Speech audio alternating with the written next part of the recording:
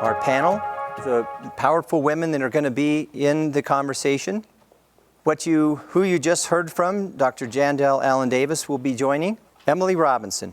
In a few days, she's ending an extremely prolific career at First Bank after 29 plus years. Emily will leave a path for women leaders to follow, shine, and inspire others to do the same. Lori Oswald. When I first met Lori, I knew I was meeting someone special and with amazing vision for potential. Not mine, but human potential. Lori believes in possibility and opportunity. To know Lori is to respect Lori. Our facilitator, Tammy Fisher. Committed to the service of others and social justice. Working for better of 29 years as a preeminent leader in the affordable housing industry, Tammy brings education and commitment to the essence of social service to everything she does. Thank you, and welcome. I'm going to take some words that Jandel used. We're going to smile.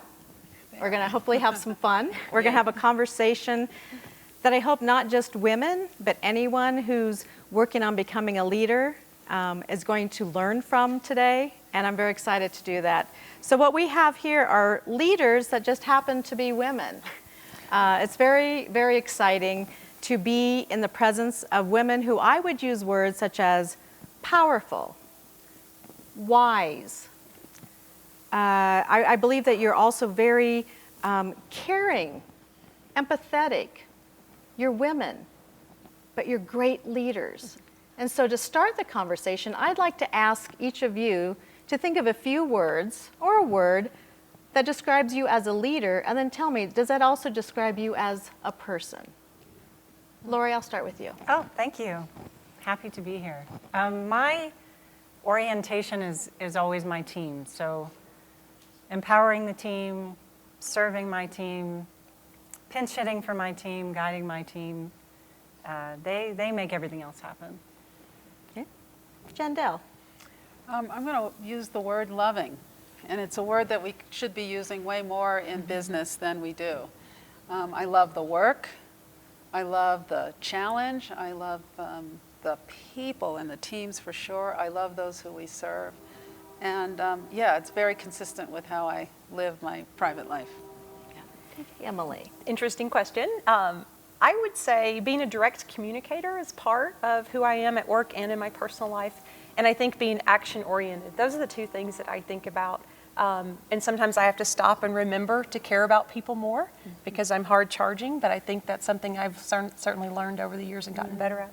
That's true. I think that's very interesting. And in front of these women or somewhere in their pockets, they have some questions that some team members at Metro West, some young women, have questions. And I believe you addressed one of them right now when you talk about, hard charging. I think I actually believe that women who are trying to become leaders try to find that balance between being hard charging and strong and emanate, confidence. And some of the questions were, how do you balance that? And how do you bring in, and what is the difference between bringing in that you're a female and not coming across too harsh and that you're going to be accepted by your followers? Can anyone respond to that? There's and I'm going to forget the name of this particular guy who's written lots about leadership, and he said that one of the most important things we have to do in terms of allowing people to bring their whole selves to work is to create environments that people want to be in, because what happens from the engagement perspective, his quote was, and it's an old quote, it was the 80s, so just know that, that you roll your car window down, you crack your window so that there's air given to the 40% of yourself that you don't bring into work while you drag the 60% into work. And our jobs involve, it's not, it's funny even having said loving, you'd make it sound like, am I running around like loving? Like, yes, I am, but I know the finances and I know the quality and I know those other things. I think the way that we can get, or at least I've learned to make sure that I hit that balance of the two, is to make sure that I'm staying engaged with the teams.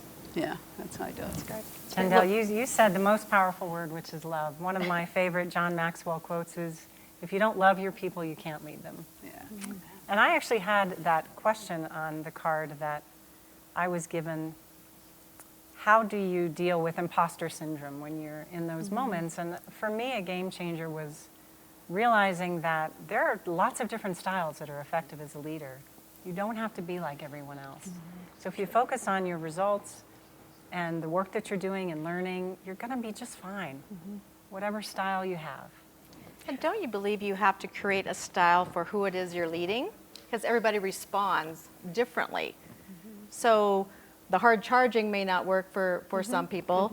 The really, soft loving way may not work for some people. So you need to know who it is that you're leading and what it is that they respond to. And I think, I believe a lot of young leaders get stuck on, this is going to be my style. Yeah. But the style has to change for the person that you're leading. Did you have a mentor or a role model when you were all up and coming to be these powerful women and to be a leader? Is there someone that you look back at and say, that person really inspired me to become who I am today and to be a successful leader? Does anybody have one? Emily, did you have someone? Sure, and I think a lot were men. I just think I work in banking, and there's a lot of men who work at the executive level in banking, but I had wonderful mentors. So I don't think I ever thought of myself as a woman in business. I just thought of myself as a banker, and so I think my mentors were all across the spectrum. But I think as I began to do more nonprofit work, I met some amazing female leaders in community organizations that I think really helped shape me. But I think my mentors have been all across the board. Okay. What about you, Lori? Oh, for sure. Women need allies, and for me, it was the man that was my champion that gave me my first leadership role. I mean, I look back now and I recognize what a courageous choice that was, in a very male-dominated industry to put this young, sort of quiet woman in a vice president role. I mean, that took risk. So absolutely, that is critical, that allyship and that support, and it changed my life. Jandel, who is your mentor or role model? I don't have a mentor. I think I've had lots of angels or mentors in my life along the way. And I'd say as a youngster, actually I had precious few. There weren't many people who looked like me. And I wanted to be a doctor forever, except for that period where I wanted to be a nun, but that passed. The world is grateful. I think, for that. We're happy where you are. Oh, thank you.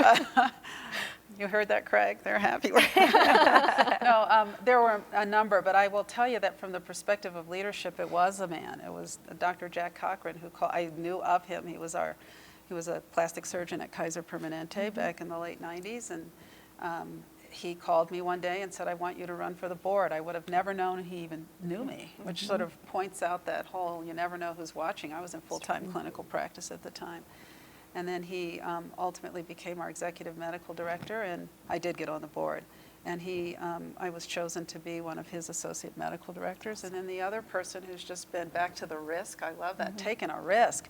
Donna Lynn, who was the president of the health plan at that time, recruited me away from Permanente, the medical group, to join her health plan, the health plan as vice president on her team. For government external relations and ultimately research. And so I became the boss of those who had taught me all this stuff on the health plan side. And so, and you'd look at a resume like mine and think, no, this resume doesn't speak to her being able to do any of this. So, but it's those people who see in us that which we can't see in ourselves who serve as great mentors.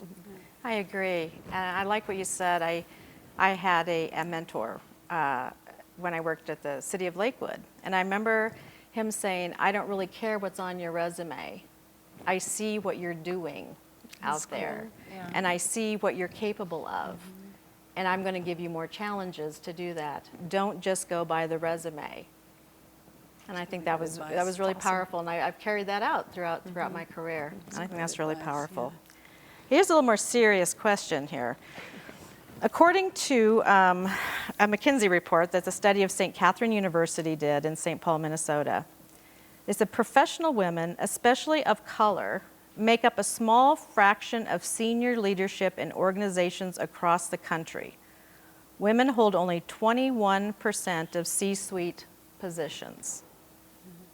Why is that? Why do you think that is the case in our country? Well, I'll get us started. Women generally have a larger effort to integrate their work in their life. So right out of the gate, there's more to juggle, more to pay attention to, more to be responsible for, more to care for.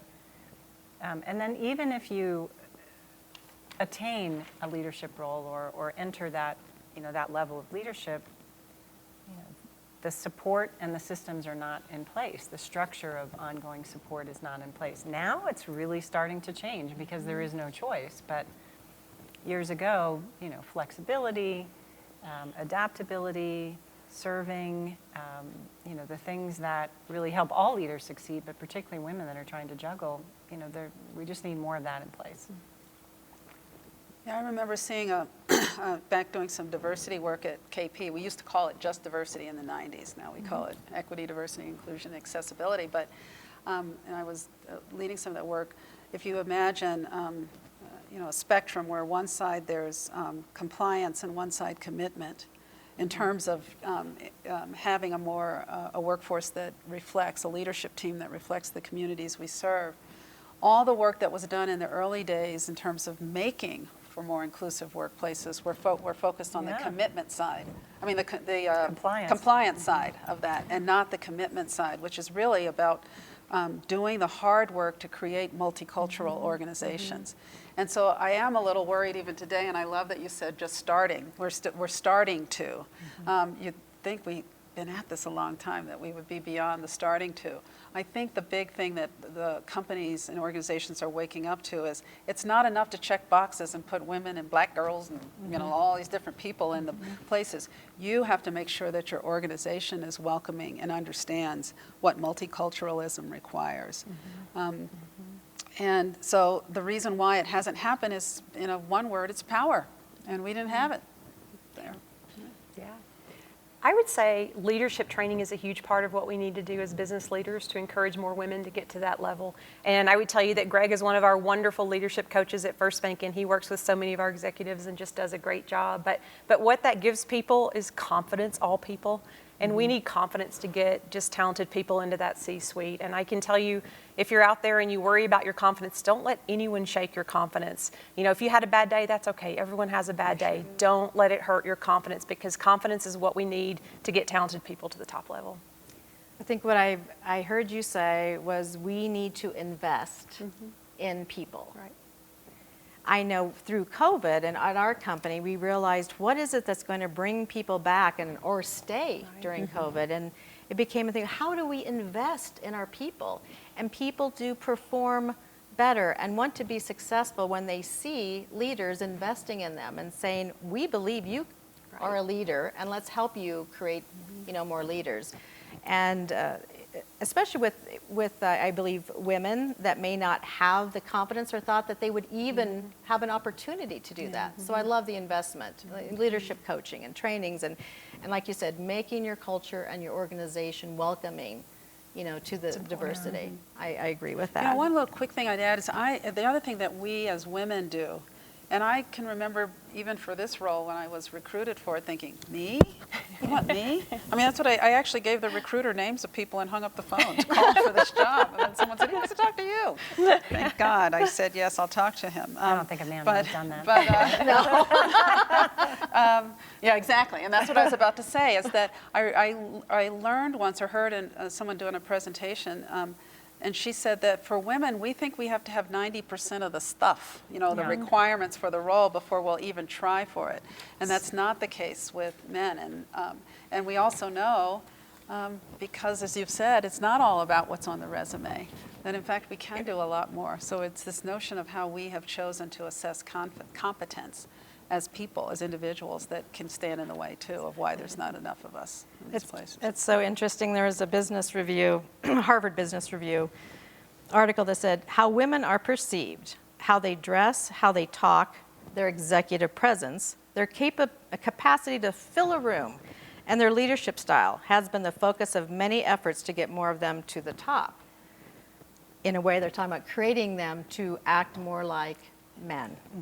Voice coaches, image consultants, public speaking instructors, and branding experts find the demand for their services growing because women are believing that they need to have those skills like the men did that got them to the top. The premise is that women have not been socialized to compete successfully in the world of men, so they must be taught the skills and styles their male counterparts acquire as a matter of course. What was your first reaction to that? I think you heard it. First is like, okay, I'm not okay. That's the first thing I hear, right? Right. Yeah. Right. And so if that's what we're telling women to get to the top, be more like the men that you see at the top, I think we're doing a grave disservice to our I organizations. agree. But I would take a counterpoint on that, Tammy. Okay. And I would say there will be great opportunity for great women because diversity is something that everyone is looking for. And so I think for our very best people who lean in, but you have to do it authentically. You can't try to be someone else or to be a certain role model. I think you have to be you. But if you authentically lead and you put in the work, I think that there will be great opportunity for women. Yeah. I believe so too. I really do. Are women more naturally humble leaders, empathetic leaders? My belief is that humility and empathy are part of all of our core, men or women. I think this is where men have been really paid a big disservice because they have this sense, back to what the trainers teach you to be, that that's how they're supposed to be. And you know, some of the most humble and empathetic people I know are in fact men. They're women too, but we've made it so that there's this persona that men are supposed to sort of fall into that we're not supposed to, but we are able to because of how we're naturally oriented. Those are sort of feminine qualities, as it's sort of put, or feminine characteristics or features that we are, well, you're expected to be that way. One of the best gifts we could do is create the space within rooms for men to bring that side of themselves into. I like that. Yeah. It's a great answer. Because that's translated into many of those attributes, getting that label soft skills, right? And Which they're are not hard. soft, They're they're hard essential. and It's part of essential. the work that we do, they're essential. That's true. One of the young leaders that I'm just mentoring and trying to help out has an ongoing challenge. And she believes and feels that the men that she works with address her in a manner that they would not address a male. Sometimes, you know, say, hey, Missy, or, you know, you're looking good today. What is your advice to someone who's experiencing that? You know, within our company, we've created this safe word, ouch, and you can use it in a lot of situations. Oh, that's cool. But everybody knows what the word is, right? Male and female. And so if someone says something that bothers you, we encourage people just to say ouch, and sort of they get it. They get that whatever they said crossed a line for that person in some context, in some way. And it sort of allows you to back up and say, oh gosh, I didn't mean it in that way. I meant to pay you a compliment.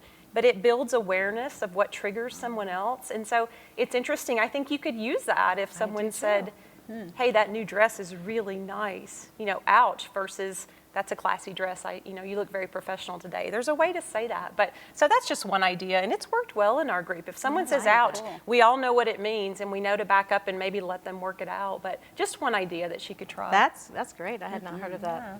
Any other I would ideas? say trust your intuition, right, first. So a filter that we can all be unconscious. So sometimes I'll stop if something feels a little off and think, would that individual say that to a man, or do that man, or take that, do that to a man, or take that action?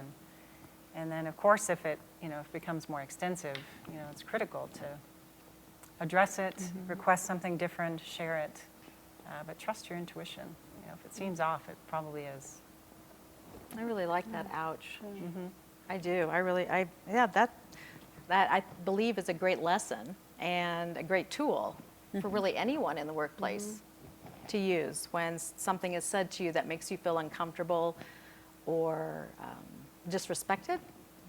And I hope it invites conversation. That's what I Yes, wonder. exactly. absolutely it will. Yeah, Yeah. it creates awareness. And That's what we've it's also all about. tried to have this awareness that assume that people had a positive intent, Yeah, right? yeah. And so I think if you start from that place, then maybe you could go to someone one-on-one later also and just say, you know, that comment rubbed me the wrong way, and you can learn what the intent was. And a lot of time that wasn't the intent. But I think we do make a lot of assumptions with intent for words that are said. Yeah. Do you think women are oversensitive about those things when that happens? I work with a lot of sensitive men who get their feelings hurt too, so I don't know. I don't know. I what think you they can be. Yeah. I think we can be. And that's not to defend, you know, either subtle or not so subtle bad behavior on the parts of others. And it doesn't have to just be men. But I think the way to temper, or I should say deal with the fact that you might be being extra sensitive to a thing is have a conversation. Right. Find out. Yeah. You know, find out. You know, to just that's that stepping into the space of courage and saying, you know, what is it? We're judged by our behavior, not our intentions. Right. And so let me tell you about the impact of that on me, and then that way we can check it out and move on. And boy, what a growth opportunity for me or That's great whoever. advice. Yeah. Absolutely. Yeah. Lori, And do to you have some- anything well, to I add would to say that? to some of the things you said earlier that were so incredible, I think now more than ever we could all have a little more sensitivity in a way, you know, in all directions. Yeah. I agree. Lori, when we were talking the other night, you said something I found really fascinating and interesting, and I know I hear conversations amongst young leaders about this. You said leadership styles in the current world are different than they used to be. Do you remember saying that? Yeah. Tell me Yeah. more about that. Well, it's really a time for a different leadership style. I would say it's time to recognize that our structures are falling apart. You can look around. The models that they're based on don't work anymore. And the future of leadership is much more relational. We talked about that today. Purposeful, imaginative, fluid and adaptable. You know, those are skills that didn't really fall in the old models of leading, command and control and top down and driving, a linear sort of progression of how things, cause and effect. This is a whole different era, really. And so the skills needed today are much broad and much more intuitive. How do people learn those? You know, I think that if you just be who you are at home, you'll be fine. It's not that, we bring people into organizations and we unlearn them, if we just can be the very same, bring that other 40%, because the Yeah, 40% that you're leaving in the car is the part that somehow either directly or indirectly, it's been channeled that that's not cool here. We don't do that here. There's a way that we're supposed to show up and be as either leaders or just team members. So if you just be yourself. And there's this phrase, I read this a few weeks ago around diversity. Let's see if I can get it right. Diversity is being invited to the dance. Inclusion is being asked to dance. And belonging is dancing as if nobody's looking. And I think that that's where we need to get in our spaces. We've got work to do. We've got objectives, goals. We have to meet them. But to be able to be and bring your whole self to work and I get to do that every day, which I just love. And I would just say relax a little bit and let people get to know you, which is bringing that 40%, right? Yes. I think women do have this feeling that we have to be perfect and we have to be seen as perfect. We can't make a mistake. We can't not have an answer in a meeting. We can't give the wrong answer, but just own it, right? No one's perfect. That's but right. I think when I started letting people see that I wasn't perfect, I built better relationships because at first I felt like I have to be on this pedestal perfect person, and no one is. No one's perfect. So let people get to know you, admit you made a mistake, say you're sorry, just basic things, but they go a long way. That is so true. Or I'm in some circumstances where I'm in a construction trailer and surrounded by contractors and architects and brilliant people, and they're usually all men. And sometimes they will look to me out of respect and ask me my opinion on a particular construction question. And literally, I'll look at them like, I don't even know what you just asked me. That makes no sense to me. But here is someone who knows it, please ask them. Right, Yeah. And, Yeah. it's okay. And I feel okay saying, important. I am not the smartest person in this room. And I believe when you tell people that, that gives them not only comfort in working with you and makes you approachable, but also saying, yeah, I don't have to know everything. And I think the trick is that you surround yourself with really smart people. And then things get done that Sure way. do. I really do. Jandel, the other night when we were talking, and I loved how you explained this, I believe you talked about young leaders coming into their careers who want to jump to that executive level quickly. They want the title, they want the money. I just graduated from college. I am excited and I have this energy and I believe I could run this organization. What can I do to get there? Yeah. Yeah. That's a little bit of a paraphrase, but only a little bit of a only a little bit of one. Yeah, there is, and in some ways, I've got a 34 and a 30-year-old, so I have to cop to, and a lot of this is the way that we raise them, which I think there's a ton that's positive in that, in terms of their sense of their self-esteem, their self-worth. It was a far more abundant world that they grew up in than certainly I did. But what I know about this, and I know this for sure, is that to every season, there's a time and place for those sorts of things, and you have to. There is no jumping from the front door to the C-suite, and it's not about you have to earn it. You need to have these experiences the skills. that allow you to scrape your knees, to be humbled, to learn, and to delight in the new things you're learning, to learn how to become committed to lifelong learning, and to remain curious, because that's how you grow. And frankly, the other part, and I said it a little bit ago, you mostly don't even really have to work at it if you stay in those sorts of parameters, because somebody's going to see you.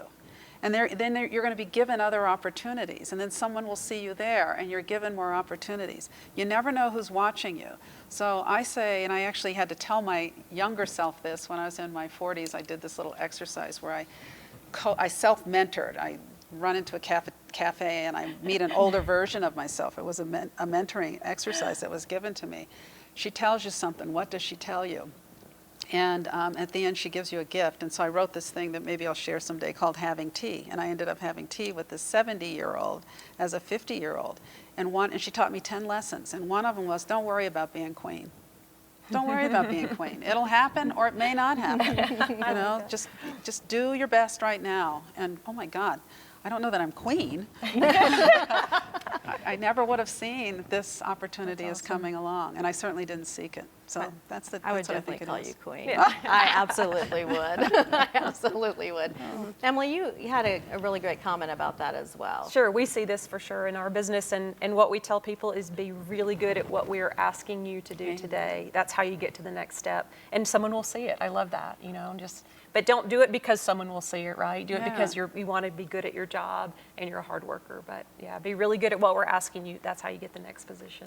Yeah, be good at what you're doing right now, what your job what we've is asked right you to now. do right exactly. now. We think this is important for you to learn, so be good at it. Yeah. That's great. Lori, what are your thoughts on that? Well, being a leader requires knowledge, of course. So that's something you can get at your own pace, right? But skills come from experience, and those two in combination, you got to get some mileage. So as you expand as a leader, you're going to be met with many different circumstances. So you need to be able to draw on those experiences, those skills, and you can only do that through time, opportunities, practice, skinning your knees, getting back up. And I would say that leadership is not about you, it's about people. So the sooner in your career that you can start to pay attention to that, serve those around you, support those around you, connect with those around you, that's definitely will speed it up. I love that. I really love that. So And I'm guessing we would all agree that when we learned the most was when we made a mistake, or even the huge screw ups, or when you learn the most. If you take those as a learning opportunity and to grow from those mistakes, I know we try to share with our employees, it's okay to make mistakes. Right. Because it means you're taking a risk or you're trying hard, as long as it's not unethical or illegal. We do have those things in there. But you're not going to be punished. And I think as leaders, we can't punish people for making honest mistakes.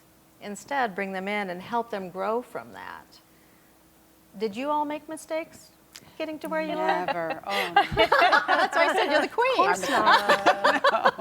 I made a mistake this week, and I called it right out in an email. I really made a big mistake in this communication.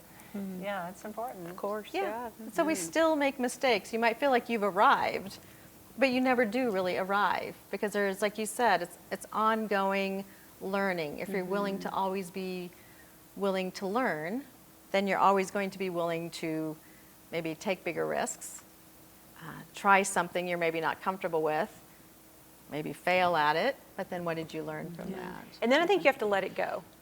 And I think we harbor on some Oh of my those. We gosh, had a yeah. large system implementation that did not go well. And I think I just kept living in that space of just, feeling so bad about it, apologizing for it over and over. And finally, if you know Elber Wedgeworth, she's on the board of First Bank. She's a fantastic mentor. But she had lunch with me one day and she said, will you let that go? She just said, I want you to let that go and move on. Everyone's moved on but you. And it was such great advice for me. And I just thought that was really helpful to me at that time, because you do make mistakes and you acknowledge it, you fix it, and you move on. And I think the more we can help others do that, that's powerful. I believe when the young folks who are trying to become leaders and want to be leaders, if they have a leader who unfortunately is a micromanager or waiting to watch you get in trouble, or the only time, and it's like raising kids. The good kids are kind of ignored. The bad kids in preschool get all the attention. So are you only going to give attention to someone you're trying to serve when they do something wrong to point that out? And how critical is it, and I know it's kind of a rhetorical question, how critical is it that we catch our employees doing good and acknowledging that? Well, acknowledgement is for sure something we need to keep doing more and more and more of. And our firm does accountability work with organizations and leaders, and I think most often leaders and employees, nobody likes accountability. There's various aspects of it that people don't, it's not their jam, but we've got to get the blame and the fault finding out of accountability. Accountability needs to be a neutral conversation, a neutral space, because that's where we learn, we can share authentically, identify, where we can course correct and what's going on, and move on. One thing I think I've figured out, and interestingly figured it out in the OR, because I did most of my obstetrics and gynecology here at St. Joseph, and they have a residency program. And there's this point that where you literally have to give these students the knife. You got these residents the knife. And what you have to be able to say to yourself, there's nothing they can get into that I can't get them out of. Right? And that's so the other side of, and in fact, why micromanagers or even not so managers won't delegate, won't give people opportunities is about their own insecurity or their own lack of confidence. And listen, I'm talking the OR. I handed somebody a scalpel. Yeah, you are saving lives, literally. Your turn. And if I can't get them out of it, what's that say about my skills? And so I think that's what leaders have to look at in these things is, there's no blood on the floor. Seriously. So let people try. And it also frees up your time to do your highest and best work as well. So Absolutely. Yeah, I absolutely agree with that. And I remember when I was working for the government, and someone had said, well, Tammy, they just need to hear that they're doing a good job. They just need to hear you're doing a good job. And I wasn't mentored that way. I assumed if my boss didn't come in my office, things were great. When you saw him coming down the hallway, I'm like, oh my God, please not my office, please not my office. And so that was how I was kind of mentored in kind of a governmental, really too bad. political environment, that if you're not in trouble, that means you're doing good. And I was also told, well, you're still here, aren't you? So apparently you're just fine. it's not right. And I think that happened that's more like decades ago, and I think that's really changed, and we're more aware, and it came to what all of you had said, being human, looking at your employee, the staff as people, and what do all people like? What do all people want? Recognition, Recognition. appreciation, yeah. Right, recognition, appreciation, time. Like you said, whose door have you not darkened in a while? Take the time to go and say something to someone that in your organization you haven't seen. Ask about their family. Just sit and chat. And they're going to be sitting there wondering, like, why are you here? And could you please get out of my office because you're making me nervous? But we need to do that. Well, some of the way that we can get out of having our teams nervous because the boss is around is the boss needs to be around more. And I'll tell you, it's probably the hardest, the place in which I'm the hardest on myself is you're not walking the floors enough, you're not out with the nurses enough, it's like, I got this crazy day job, this pull and tug. But the more that you're out there and you're showing yourself as human, there's no reason to be fearful. In fact, I think I can say proudly that people like it when I come to the floor. So I'm out enough that they know it's not like, uh-oh, she's here, what's going on? Yeah. And that's sort of the Craig way in general too, which is helpful. I think you can do that in the virtual world too. There's plenty of ways to connect with people. It is. If you can't walk a floor. Yeah. No, you can't. Zoom has changed, obviously, how we all do business in many ways. But you can still see people, and you can still have conversations that don't necessarily have to do with work.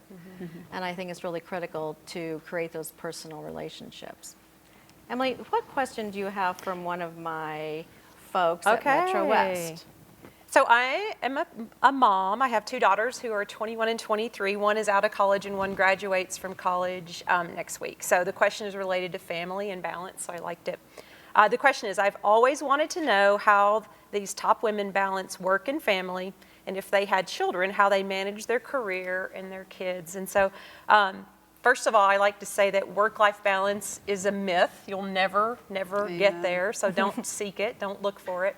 We like to call it work-life imbalance, that you're always tipping one way or the other. You may have something going on at home this week, you're tipping towards home. You may have a deadline or a commitment and you're tipping towards work. You're always going back and forth, so it'll never be in balance.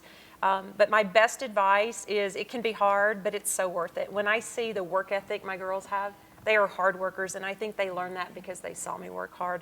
I think it's worth it. But I would say don't look too far ahead. Look at today. Because the way you'll put it together, the care you'll need, it changes all the time. And if you have a 2-year-old and you say, how do I do this when they're 14 and they need to get to choir and soccer and how do I do it? You'll stop. But if you just look today and say, are my kids happy, healthy, well-adjusted? Are they polite to others? Those were things that I cared about. Then keep going. So that's my best advice. But I laugh. So I lived across the street from Tammy's brother for about 20 years. So I got to know her personally before I started working with her through the banking business. And at one point, her mom babysat my kids. At one point, her brother's wife's mom babysat my kids. I mean, we had a combination of YMCA, before care, after care, teenagers, college kids. It changed all the time. And so I'd say don't look too far ahead, stick with it, but it is so rewarding and you can do it. Is it hard sometimes? Absolutely. Yeah.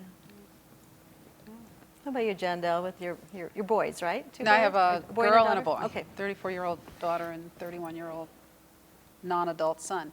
I did say that out loud. Oh, no, video. Well, you must be human. He's not on. I must be human. He was human. That's wonderful. No, being a physician, and I actually practiced for 25 years, and so I'd be out on call. It helped that I have a super supportive, really cool husband who is in technology, so he's always been able to flex and be home. And I know that that's a real gift. I will tell you that we both worked full time our entire careers, and I couldn't agree with you more, Emily. What you said, you are pulling together these child care things in whatever way you can. It's never dangerous, but you have to figure out ways to lean on the village. And our village is back east, and we've never lived near family. So we had to do it with au pairs, and that was a whole drama. I could tell you a story, but I won't. Yeah, no, I won't. It was a funny story, but I won't. Well, I will. I was actually doing a presentation, and the nanny had just not shown up, and so I did the stupidest thing. I put an ad in the paper for nanny. That's back in the day. And my That is way back. pager kept going off. And they're like, do you need to get that? I said, these are all women I was sitting with. And I said, you won't believe what I did. And it was just so wonderful to have a moment where we're all go, we feel you. Yeah. We know what that's like. So you just make it, and it does work. And it is really, really important. I couldn't agree more for our kids to see that we worked full time. And and I've got great relationships with them, and they're great people. They really are great people, even the 31-year-old. And he's a musician. That's the problem. He's a creative type. So yeah, you make it work. We just make it work is what happens. And the other thing I had to get over was feeling as if everything had to be perfect, or I had to clean my own house. I mean, it's a privilege. I get that. Not everybody has that opportunity. But there is this other thing. There's a poem. I actually just quoted it yesterday, and I think the poem is called "Babies Don't Keep." And there's some line at the end, "Dust go to sleep, I'm rocking my babies, and babies don't keep." So there's also some prioritization you have to do yourself. Have a messier house, play with your kids, you know, do the things you need to do there. Let the dishes stack up a bit. Take care of yourself, those sorts of things because there's only so much time. Absolutely, absolutely. I know another question that came up with some of the women that I work with is they said, how do you get thick skin? How do you not be sensitive when maybe you feel insulted by, you know, a peer, a counterpoint? How do you get past that sensitivity where it's not going to make you cry or embarrass yourself? Or what is it? Lori, tell me about that. Yeah, and this was a lesson I had to learn, a challenging one for myself. The phrase business is not personal. Well, it is personal.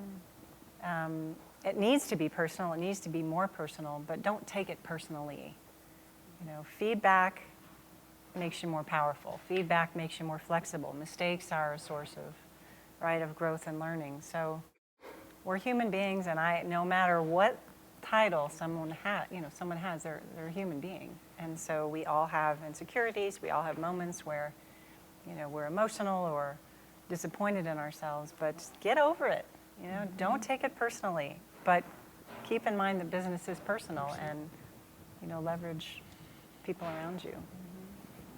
Anybody else have I would say let it go. What she said. Yeah, what she but said. let it go and don't And hold a let it go. grudge, right? Yeah. Yeah, I think it takes practice to have thicker skin, but then you have to let things go. You can't let it rent space in your head. Sometimes you have to say, I'm done with that thought. I'm moving on, right? I just think it just takes practice to get a thicker skin. But And I believe you have to work with self-doubt. You have to make sure, that when you're having self-doubt, you literally need to stop having that self-doubt. I did the best I could. That wasn't a fair statement to me. That's their problem, not mine. have tea with yourself. Have tea with Yes. yourself. And talk That's about what it, it right? is. And then let it go. That's right. It's true. It is. I like That's a good point. Yeah, having tea with yourself. That's a really, I love that. yeah, that is a great tool for anyone at any time, really, when something happens and you need to settle. And you need to settle and you need to reset for your day.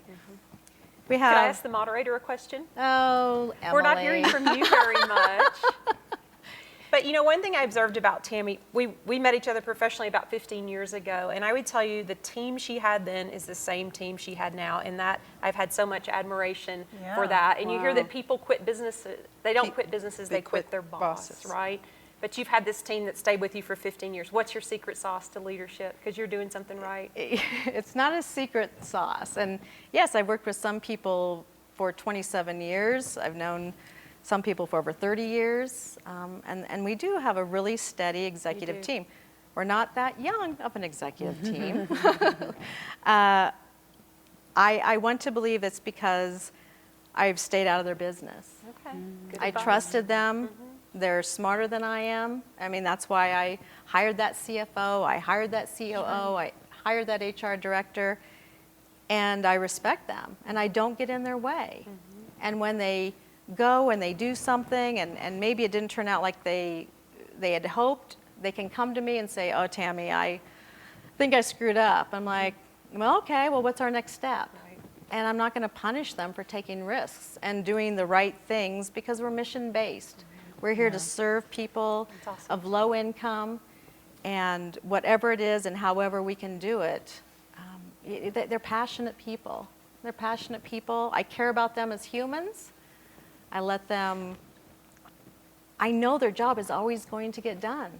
And we just really care about each other. Now, do we socialize and vacation together? No, but we do care about each other. And I've been really, really humbled by the fact that they've stayed so But long. you should have a lot of pride in that. It's It impressive. says something. Yes, I it think says it's a probably lot. more than what you said. Yeah. You'd probably be cool to work for. Yeah.